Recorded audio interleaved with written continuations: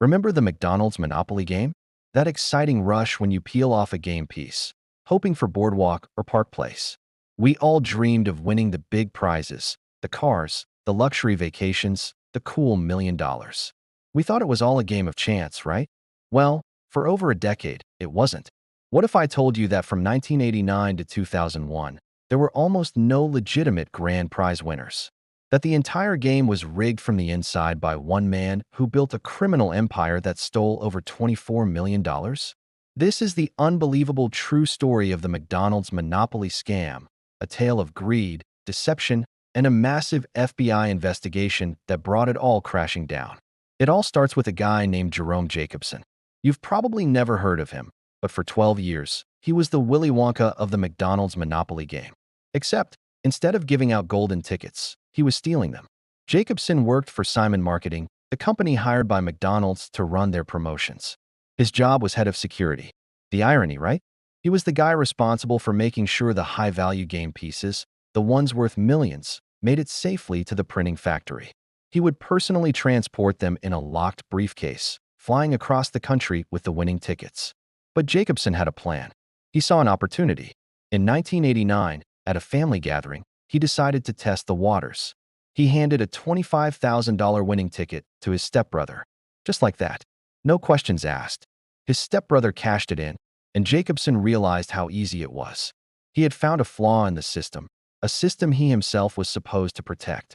This single act of theft opened the floodgates to a scam that would grow bigger and more audacious than anyone could imagine.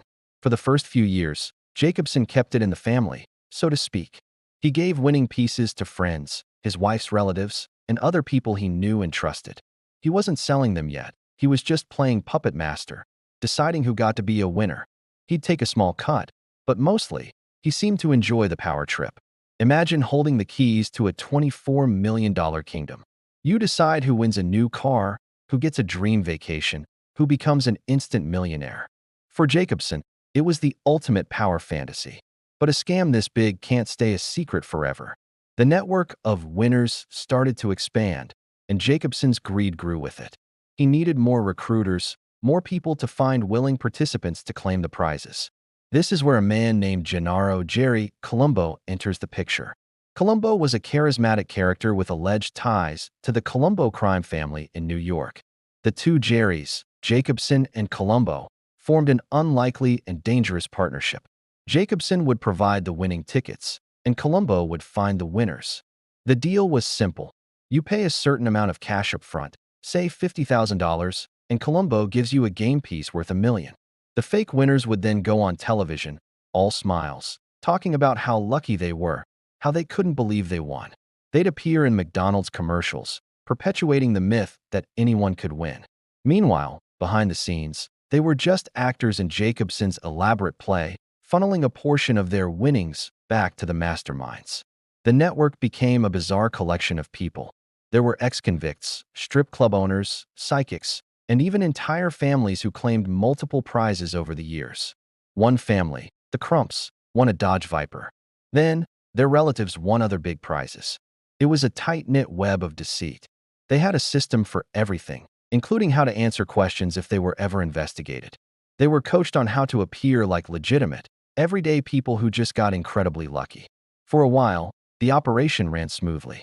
Money was flowing, and Jacobson was living a life he could only have dreamed of. But with more people involved, the risk of exposure skyrocketed.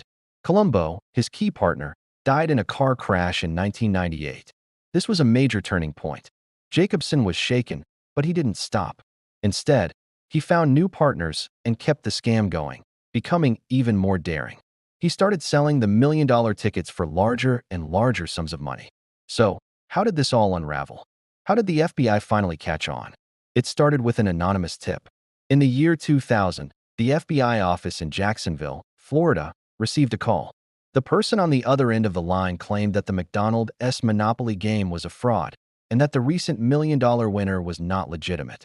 The tipster specifically named one of the winners and pointed the finger at the person behind the whole scheme, a man known only as Uncle Jerry. The FBI was skeptical at first. Rigging a nationwide contest for a corporation as massive as McDonald's seemed impossible, but they decided to look into it. They started with the most recent million-dollar winner, a man named Michael Hoover. They put him under surveillance. They wiretapped his phone. What they discovered was a bombshell.